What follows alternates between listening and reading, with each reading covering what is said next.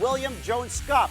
The defending champs beating Malaysia 106-98 to stay undefeated in the tournament. SGA blew the game open in the second half as they opened the third quarter with a 17-6 run, turning a single-digit lead at the break to a 19-point advantage. DJ Fenner led the way with 20 points on just 9 shots. He also had 8 rebounds and 4 assists. Kiefer Ravena also made his presence felt here in his first start, firing away 17 points, including 4 3-pointers. Up next for SGA will be a potential gold medal showdown against fellow unbeaten team Bahrain tomorrow at 3 p.m. Philippine time.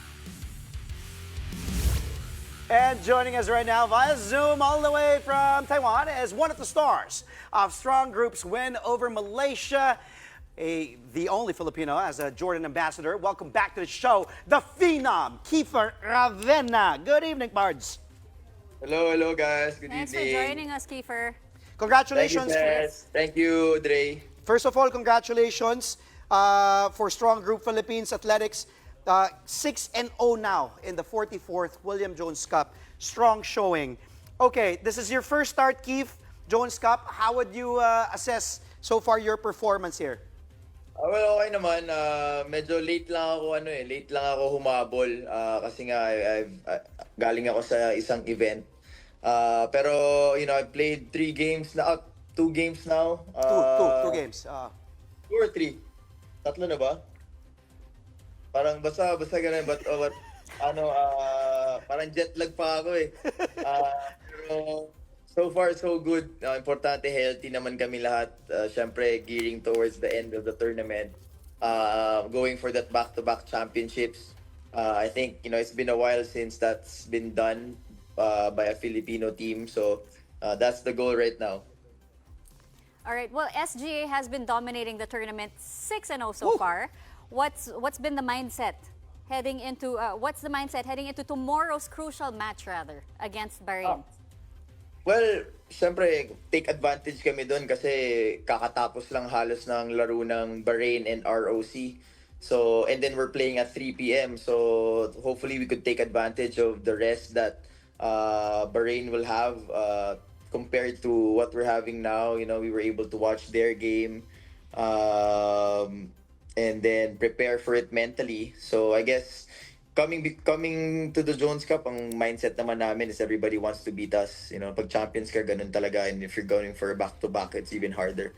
So, yun ang mindset namin. Hopefully, we can execute all the things that we've worked on, we've talked about. And, grind one out tomorrow.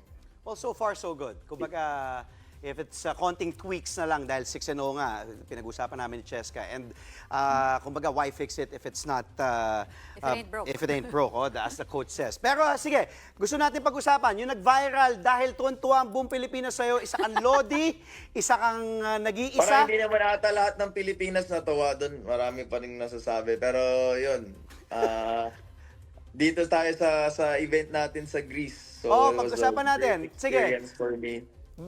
Kaya ba nagpatubo ka ng facial hair dahil nakilala mo si Michael Jordan, si Luka Doncic? Pakikwento nga yung... Kabibili ko lang ng pang-ahit, Dre. Kasi tatanggalin ko na actually. Pero ito, Pards, pinapakita namin on air ngayon, pictures mo with Carmelo Anthony, with Luka Doncic lang naman. Crazy. Grabe. And this is the Jordan Board of Greatness event in Greece. Okay, Pards, kwento mo. Did you expect to see all of them and Zion Williamson? Was it how you planned it to be? Yung makita sila? Well, syempre hindi.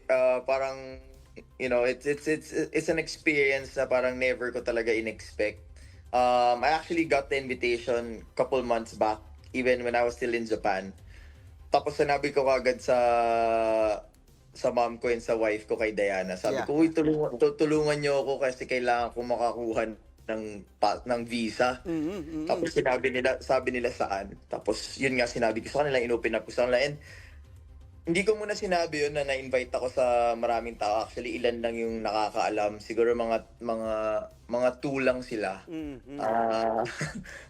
And then kasi ayoko din ma-preempt kasi nga gusto ko talaga matago din sa sarili ko kasi it would have been nothing pag hindi naman din ako nabigyan ng visa, di ba? So, I wanted to prepare myself also. Tapos, ayun, nung papalapit na, lumabas na yung visa ko, I was so excited. Hindi ko din kasi alam kung sino talagang pupunta, pero I know of the history of formerly known as the Board of Governors, ngayon Board of Greatness na. Correct. I know what's the event all about, you know, the history, what happens. So, pero hindi ko alam talaga kung sinong pupunta. Kaya talagang hindi ko in-expect na yung mga makikilala ko, makakasalamuha ko, and then actually, it was just more than, you know, the just being there, the presence.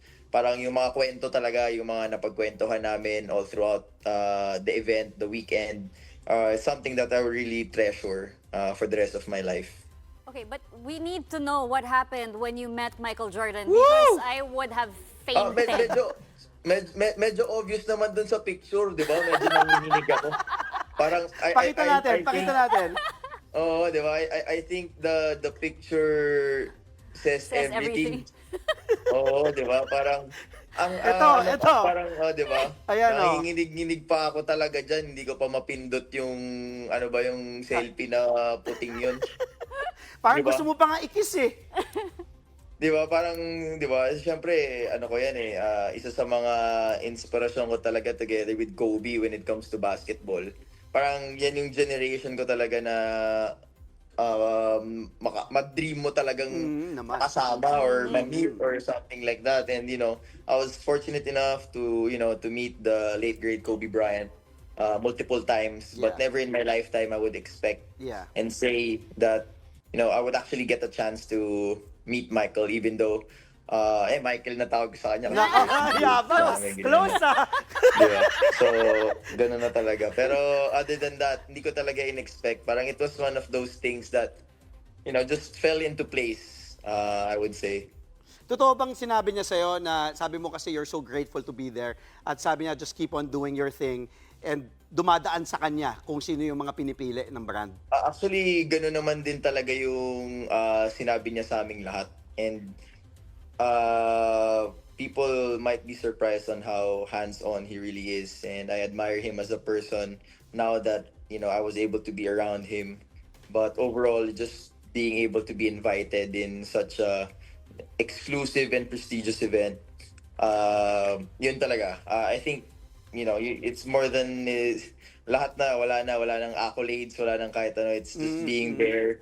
I think it's the pinnacle of being a basketball fan, I would say, and actually motivates me even more to, you know, perform better, have an actual responsibility. You know, I just got married, so that's my motivation. But this event even gives me more motivation, knowing that I know I have the responsibility to represent a brand such as Jordan Brand. So, you know, take that responsibility, take it as a challenge, and hopefully this season in Japan I'll be able to perform the way those guys are performing in their respective crafts. Well, I mean, the cumulative basketball IQ in that group alone is off the charts. So, was there anyone else from that group that you were able to really speak with? Were you able to pick their brains? Yeah, you know, I was fortunate enough to talk to Luka a little bit. You know, Rui, just because, you know, we're the two Asians over there, and then he's from Japan. I'm playing in Japan, so there was a lot of common ground there to talk about. You know, Dexter Fowler from MLB. He was so down to earth and cool just to be, you know, talking to me, and also his brother, si Wesley, and then everybody else. It was such a surprise that, you know, ito yung mga players na pinapanood mo lang, and then eventually nakakausap mo, and yeah, and also, you know, made good conversations with Jaime Jaquez Jr. as well from the Miami Heat. Yun naman, sobrang blessed lang, sobrang swerte ko lang. We agree. Yeah, we're super happy for you. I'm sure Diana was also there and super happy for you. Pards, sabi ko nga kay Cheska, sabi ko nga the other day, what a year for you. You just got married to Diana and then, ito nga, Board of Yes. Greatness sa Greece. Tuloy-tuloy lang. We're just really, love to really see it. happy and proud of you. Tito Kiefer. Thank you. Thank you, Uncle Andre. Thank you so much. That was Kiefer Raveno of the Yokohama B Corsairs and currently with Strong Group Athletics. Thank you, Kiefer.